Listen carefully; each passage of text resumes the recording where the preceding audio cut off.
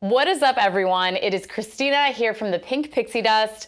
This weekend was D23, and we had some really crazy announcements, from new attractions coming to the parks, new movies that are in the works, and I am so excited to go over some of my top highlights from this past weekend. One of the things I absolutely love about D23 is how creative people get with their cosplays. So I am doing a Queen of Hearts little cosplay. I was really feeling Rita Ora's vibe as the Queen of Hearts in Descendants 4. I love all the Descendants movies. I kind of jumped on the bandwagon a little bit late, but I'm such a fan. It was definitely not the same in the fourth movie, like not seeing the same characters, but I actually really appreciated that they did a new cast, because it would have been really difficult to kind of talk about Cameron's storyline, especially since he passed away. I really love how at the very beginning of the movie they do a little tribute to him. D23. So D23 is the biggest Disney fan event in the world. I think I can say in the world, because people from all over the world come to Anaheim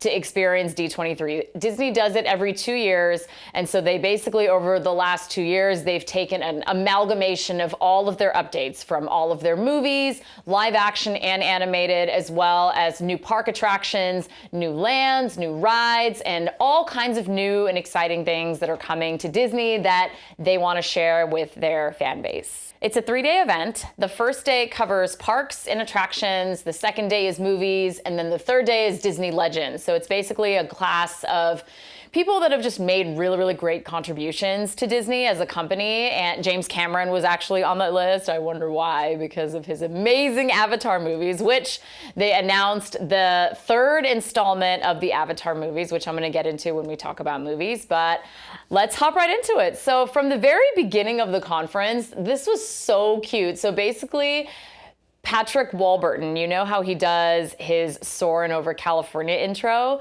They had him come back and he did a special intro for D23. It was just, oh my God, it was amazing. And every time I go on Soarin' Over California or Soarin' Over the World, I always feel bad for that one guy. You know who I'm talking about, the one when he takes off his Mickey ears and he's got this huge bald spot in the middle of his head. I'm like, you guys did him so dirty. But they brought him back to do this new intro for D23, and he was bald and everyone cheered. It was just so awesome. So let's get into parks first. I want to talk specifically about Disneyland and DCA. There are a lot of other updates that are coming up over in Disney World, which I'm not going to spend a lot of time on here today. There's just a few things that I wanted to note. Disneyland Paris, there was one update that I wanted to get into, but aside from that, I really want to just focus on Disneyland and DCA.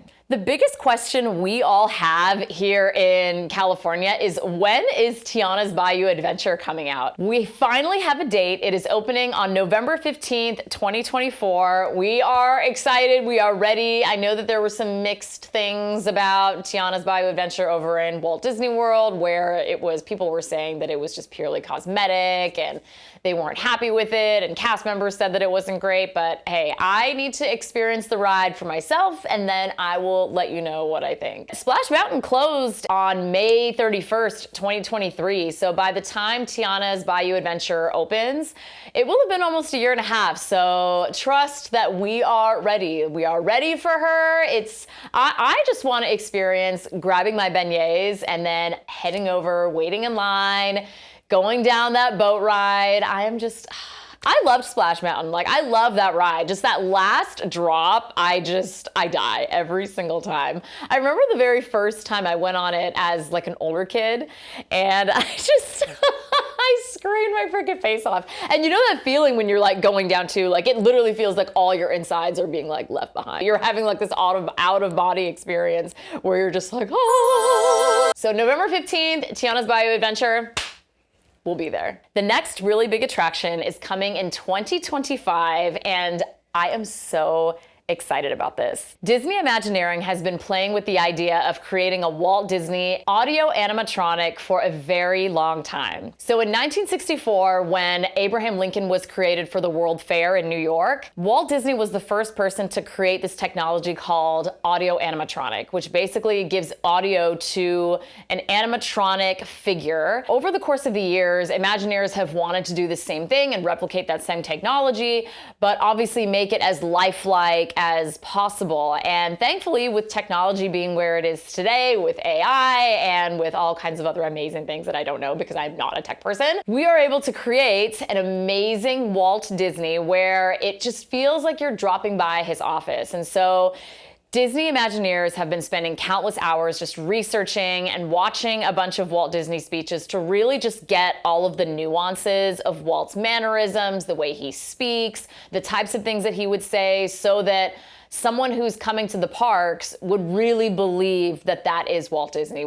Disney Experiences chairman Josh D'Amaro announced that a brand new show is going to be coming to the Main Street Opera House called Walt Disney: A Magical Life. What makes me the most excited about this attraction is that I absolutely love moments with Abraham Lincoln, because for me, he obviously lived a really long time ago. And so I don't know if you guys are like this, but whenever I think of historical figures that were around that long ago compared to when I was born, they feel almost like a fantasy, you know? They almost feel like not real.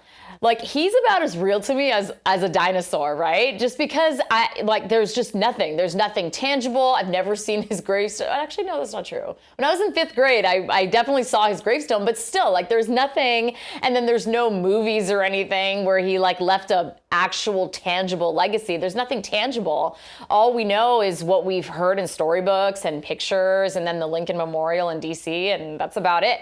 But the very first time I saw moments with Abraham Lincoln and you see that figure standing up and speaking, it just, so much life was just injected into that audio animatronic that you just can't help but feel that you are in the room with Abraham Lincoln. And so I'm really hoping now that with the technology and with the level of precision that Disney Imagineers have been taking with this project, that it really will feel like sitting down in Walt Disney's office and talking with him. I mean, this is really gonna move so many people just because he's changed so many lives. I mean, this is the creator of this amazing enterprise. I just see so many people just being extremely moved and probably a lot of people crying at the end, just because it's just so beautiful. I'm gonna be crying. I'm probably gonna be sobbing in there like, oh my God, it's Walt.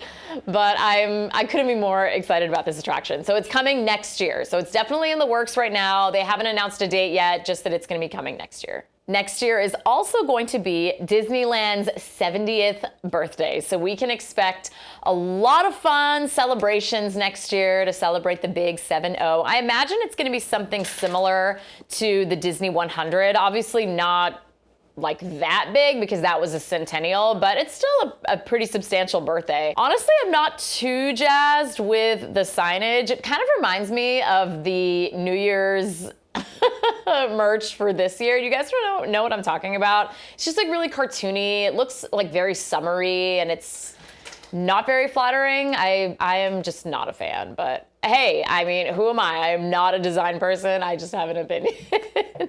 I'm sure either way, it's going to be amazing. So yeah, next year is going to be the big 7-0. So I'm just looking forward to the food. You know me. I just go where the food's at. 2 really big announcements for Avengers Campus. I actually don't spend a lot of time at Avengers Campus because there's not a whole lot there for me. I'm just not a big fan. I'm just gonna put that out there. But after hearing these 2 announcements, I feel like I'm gonna wanna spend a lot more time at Avengers Campus. The first attraction is Avengers Infinity Defense, which takes you on this journey where you get to visit Asgard, you get to visit Wakanda, New York. So you're basically traveling to all of these different worlds to fight Thanos and to recover a stolen power. But that sounded really cool. It honestly sounds kind of like it could be like a simulation maybe ride. This is totally just my speculation. It could be a simulation ride kind of similar to Smuggler's Run, or it could be like Star Tours where it's like a 4D ride and you're sitting in seats and then the whole room moves. And then the second ride is Stark Flight Lab. So you basically get a glimpse into Tony Stark's lab and you get to test out a bunch of flight machinery. What's really cool is that Robert Downey Jr. is going to be making an appearance as Iron Man. So they brought him back, which was really fun. I love that photo of him and Bob Iger. It's so funny. If you're watching the announcement being made, everyone, they blurred out Robert Downey Jr.'s face and they were just talking about Bob Iger and people were like, woo, woo! And then as soon as you see RDJ, everyone's like, woo! Like, everyone just goes nuts. And I was just laughing, like Bob was just like, I am super excited for these 2 rides. As I said, I don't spend a lot of time at Adventures Campus just because there's not a lot there. But after these 2 attractions come, then I think a lot more people are going to be hanging out at Adventures Campus. So construction doesn't start until next year, so we'll likely start to see some stuff kind of happening and moving. And so if I had to take a guess, I'd say maybe by the end of 2026, early 2027, we'll see those 2 attractions. And in the meantime, we will be here. Coco is coming to DCA, so there is going to be a boat-themed ride dedicated to the movie. And I loved Coco. I thought it was such a sweet movie. And they don't start construction on that ride until 2026. They released this photo of the ride just to give you an idea of what to expect. And it looks really, really beautiful. I think if Disney can really execute on this, I think it could look just absolutely stunning. And last but not least, and probably what I'm the most excited about, is an Avatar-themed ride. This is going to be a boat ride, and one of the things that I absolutely loved about Avatar is just the colors. The colors in that movie are just so unbelievably stunning. It's like a Michelin star dining experience for your eyeballs. So if they can take what they did in the movies and then put that into a ride, I feel my head spinning already. It's just going to be amazing. Disney Imagineering has stated, and I quote, "to plan for a dynamic, intense, and an emotional experience on a grand scale." I could not agree more, because the very first time I saw The Way of Water, I was literally just like melting into my seat, and I was just so flabbergasted. Was it like that for you guys? Because I felt like there wasn't a whole lot of dialogue. There were definitely a lot of scenes where it was just the characters just getting immersed into their experience. They were literally just immersing themselves into their experience, and we were just there for the ride. And you can really feel like what these characters were feeling too. And it was, oh my gosh, Disney, if you can like translate what we saw and felt in the movie into a ride, I mean, oh my God, I'm gonna lose my And before I move on to movies, I just wanted to highlight, so what I'm the most excited about for Walt Disney World, and this is enough to make me actually want to go to Walt Disney World. It's just been years since I've gone. It's Villains Land. It has been talked about in the Disney fan clubs for years. Now they're actually doing it. I loved that video that they posted on their Instagram, just making that announcement. I am just so excited to see what they end up doing with that. Did you guys notice that in that Instagram ad that the Horned King was in there? I was like, oh my God, they're gonna bring the Horned King? Now that's a scary villain that's not talked about enough. And Disneyland Paris has a Lion King ride that is going to be a boat ride, and it takes you through the journey of Simba as a cub all the way until he becomes the Lion King. Disneyland Paris is on my list. Every time I see people posting content from their Disneyland Paris trips, I'm always so jealous because of all the cheese and bread that they're eating over there. And I'm like, that's my vibe, and that's what I need. All right, let's talk movies. So first is Moana 2, which I am so excited about. And Moana has a little sister. She's so freaking cute. So in this movie, Moana has a sister. She has her obligation to her people. She's super interested in going out and adventuring and seeing what other worlds are out there, what other people are out there. And so she gets a call from the ocean to go out, and she goes on this grand adventure with her sister. And Maui comes back. So we've got Dwayne "The Rock" Johnson back as Maui. And the movie just looks beautiful. I mean, it looks just as beautiful as the first one. Do you guys remember when The Return of Jafar came out in the 90s? I remember thinking, even as a young kid, like watching it, wondering, like, why doesn't this look as good as the original movie? Like, the animation just didn't look as good.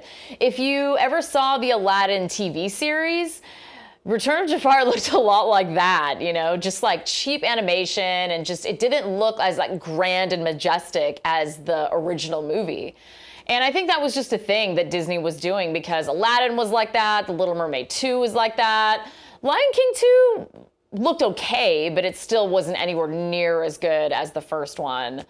But Moana 2 definitely looks just like the first one, which made me super happy. I definitely appreciate that. The next movie that we have coming out this year is Mufasa, which comes out December 20th, 2024. I saw the live action remake. I wasn't a huge fan of it, but it did really well. On a budget of $250 million, it made $1.6 billion worldwide. Hence, they made another movie. Now, I'm interested in understanding why they decided to go prequel before going sequel. So I wonder if now they've done the prequel that maybe some stuff will come up in the sequel where they're gonna tie it back. It's about Mufasa and Scar, but before he became Scar, he was known as Taka. And it's the story of these two brothers. And honestly, I'm not mad about it. It actually looks kind of cute. I just need to get past the fact that they are talking animals. I'm actually a fan of the story. I love stories about brothers, so I'm super curious to see like how Scar became Scar. It almost kind of reminds me of Maleficent in a weird way, because, you know, Maleficent wasn't always like the ruthless and mean Maleficent that we knew in Sleeping Beauty. So I'm curious to see like what Scar's story and what transforms Taka into Scar. So I'm actually looking forward to that. Next, we have Snow White, which comes out March 21st, 2025. I am not a fan of what Rachel Zegler said in interviews, but I do think it was taken out of context completely, and I'm sure she didn't mean like a lot of that stuff that was taken out of context. But the movie itself looks absolutely beautiful. Like, just really looking at the imagery and the animals and the forest, Disney really took time to really try to give life to that imagery in the movie to pay homage to the original. The forest was almost its own character in Snow White, you know, because there's that one scene where Snow White is running through the forest and it's all these faces, and, you know, then she ends up living in the forest with the 7 dwarves. So it very much is a character in the movie too, and I just thought that it was really beautifully done in the trailer. I love Gal Gadot. I think she's gonna be one hot evil queen. I don't know, I'm excited. I remember when The Little Mermaid was getting a lot of flack because, you know, like people were giving Halle Bailey a hard time. And then the movie came out and the movie actually ended up being really, really, really good. And then it's like, yeah, she deserved to be Ariel. So I'm hoping that Snow White is kind of the same case where, you know, the movie comes out, it ends up being really, really amazing, and, you know, I'll just shut up and complain about another movie. Next, we have Lilo and Stitch, which comes out May 23rd, 2025. I was very late to the Lilo and Stitch game. I literally just saw the animated movie like last month. It came out in 2002, and in 2002, I was a freshman in high school. I needed to be cool, and I couldn't be watching little Disney movies with my baby sister. You can't sit with us! But I love the movie. It's really, really cute. And Stitch, honestly, like, looks really, really good too. And then they got the original actor to play Stitch's voice. The gal that's playing Lilo, Maya, is actually super adorable. I met her at a red carpet event, and she's just so cute in real life too. She was missing her 2 front teeth, so I was just kind of wondering, like, did they CGI her teeth in, or did she lose her teeth after they were done filming, or did they make her wear dentures, or I'm done. Next, we have a Pixar original movie that I'm very excited about. It's called Elio, and that comes out June 13th, 2025. It's starring Zoe Saldana and Jamila Jamil, who I am obsessed with. She's an activist, she's British, she's also half Pakistani, half Indian, and I low-key have a crush on her. And don't I kind of look like her? I feel like I kind of look like her. Comment down below if you think I look like her. Only nice comments, please. My self-esteem can't handle it. Now, I am so excited about this next one. So Descendants and Zombies are going on a tour together. So it's called the Worlds Collide Tour, starting next year. Correct me if I'm wrong, but I don't know if they've ever done something where the actual actors from the films go and do a tour together. So Kylie Kentrell is already confirmed to join the tour, and I think other actors, they're still waiting to hear confirmation from them. They haven't announced cities or dates yet, but this is all gonna be happening next summer. I think I might go because I really love Descendants, if you couldn't tell. I don't know if there's a date for this one, but The Greatest Showman is coming to Broadway, which is really interesting because I thought that it was already a Broadway show. Because when I saw the movie, I remember even thinking like, oh, this was obviously a Broadway show that they just converted into a movie, because it was totally set up to be a Broadway show. Or maybe they set it up that way waiting for it to become a Broadway show, but obviously, like, why was this announcement made now? Like, you guys should have made this announcement like 6 D23s ago. Freakier Friday is coming to theaters in 2025. I'm a huge Lindsay Lohan fan. As a fellow millennial, she's only a year older than me, so yeah, us millennials, we need to stick together.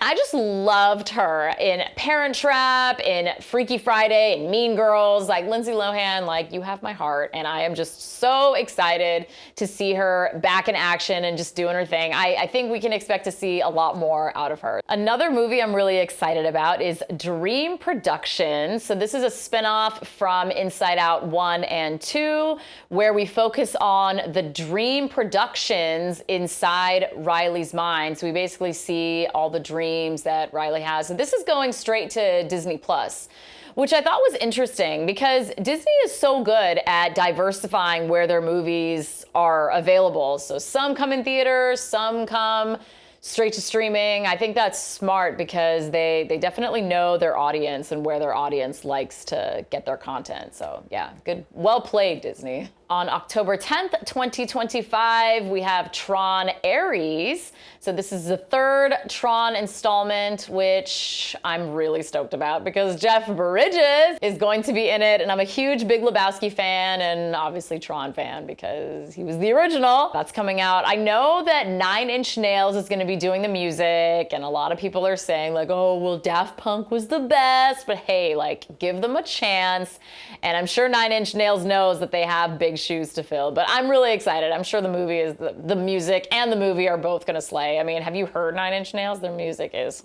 Next, we've got Zootopia 2, which is coming out on November 25th, 2025. I'm honestly still in shock of how well the first movie did, because I watched it, but I wasn't like a huge fan. I was just like, all right, like, this is a good movie. I mean, don't come for me. I just was like, okay, like, I don't know why everyone's so psyched out about this movie. But on a $150 million budget, are you guys ready for this? This movie did $1.2 billion at the box office, and that's why we are getting a sequel. Now, what is really exciting about this movie is that there is gonna be a brand new villain voiced by Ke Huy Quan, and this villain is a snake that looks exactly like Kaa from Jungle Book. Like, when they showed his picture, I was like, that's Kaa. Like, what are you guys doing? You literally took Kaa, you took that actor, and you literally put him in this movie. And his name is Gary. The writers for Zootopia, I swear, y'all must have like just taken names and put them in a hat and then just like picked out like names from a hat. Because you got Judy,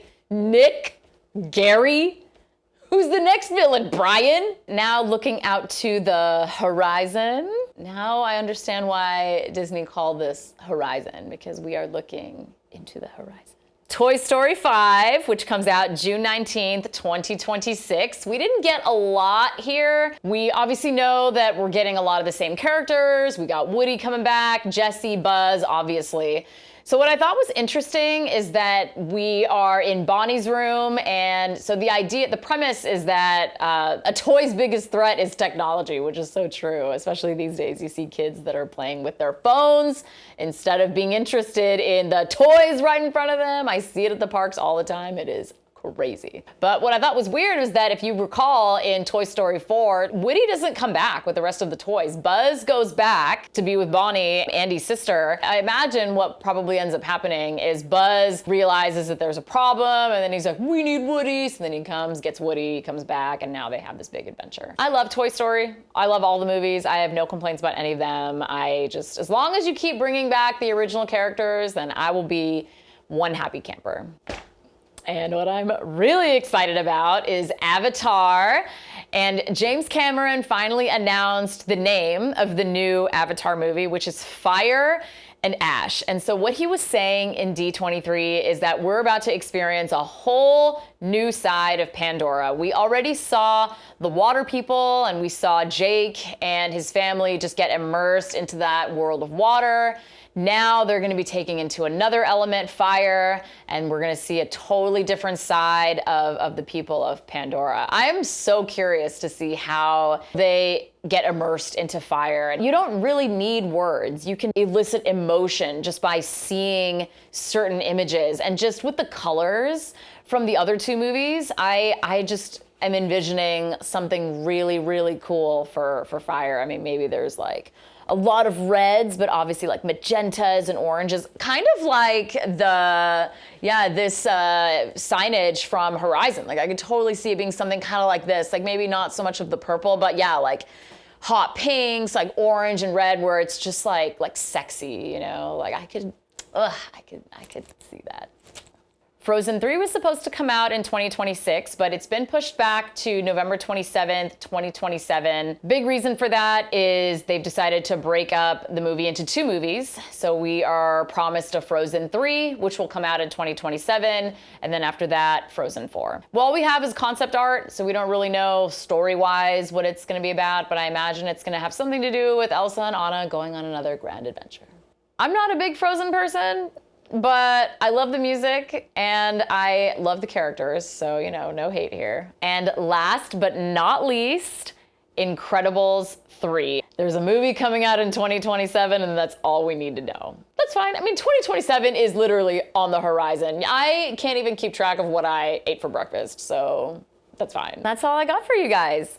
Make sure that you comment down below. Let me know if you have any questions on any content that you saw in this video, or if there was anything about D23 in general that you just wanted to know or have questions about. I would love to hear from you. Send me a message. You can follow me on Instagram. I am at @thepinkpixiedust. I'm super easy to get a hold of that way. And make sure to let me know if you think I look like Jamila Jamil. You would seriously make my day. And I will see you in my next video.